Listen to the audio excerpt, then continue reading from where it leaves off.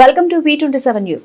Siddipet Dubbaka municipal పరిధిలో 16వ ward అభ్యర్థిగా మచ్చ శ్రీనివాస్ ఇంటింటా ప్రచారం నిర్వహించారు. ఈ సందర్భంగా అభ్యర్థి మచ్చ శ్రీనివాస్ మాట్లాడుతూ రేవంత్ రెడ్డి ప్రభుత్వం చేపట్టిన కార్యక్రమాలు, సంక్షేమ పథకాలు ఇంటింటా అందజేయడమే తమ ప్రభుత్వ క్షేమమని, దుబ్బాక కాంగ్రెస్ ఇన్ఛార్జ్ శ్రీనివాస్ రెడ్డి ఆధ్వర్యంలో మున్సిపల్ దుబ్బాకను కాంగ్రెస్ జెండా ఎగురవేస్తామని మచ్చ శ్రీనివాస్ ధీమా వ్యక్తం చేస్తున్నారు. ఈ కార్యక్రమంలో కాంగ్రెస్ నాయకులు రామ్జీ, బాలగౌడ్ తదితరులు పాల్గొన్నారు. కాంగ్రెస్ పార్టీ బలపరిచిన అభ్యర్థి 16వ వార్డు కౌన్సిలర్ అభ్యర్థిగా పోటీ చేస్తూ ఈరోజు ఇంటింటి ప్రచారం నిర్వహించడం జరుగుతూ ఉంది.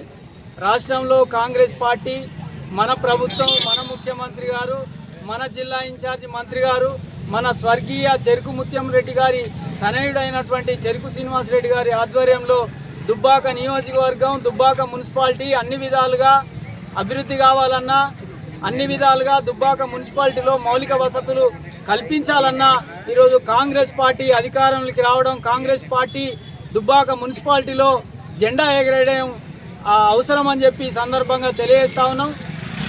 అట్లాగే ఈరోజు కాంగ్రెస్ పార్టీ అమలు చేస్తున్నటువంటి సంక్షేమ ఫలాలు చూసి కాంగ్రెస్ పార్టీకి ఓటేయాలని చెప్పి సందర్భంగా దుబ్బాక మున్సిపాలిటీ 16వ వార్డు ప్రజలందరూ కూడా విజ్ఞప్తి చేస్తా ఉన్నాం.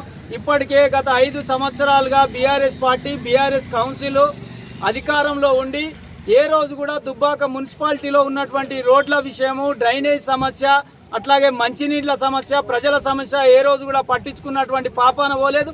కేవలం అధికారం ఉంది కదా అని చెప్పి జల్సాలు చేసారు తప్ప ఏ రోజు కూడా దుబ్బాక మున్సిపాలిటీ కోసం, దుబ్బాక ప్రజల కోసం ఆలోచన చేయాలి. కాబట్టి ఒక్కసారి అవకాశం వచ్చింది. దుబ్బాక మున్సిపాలిటీలో ఎన్నికలున్నాయి.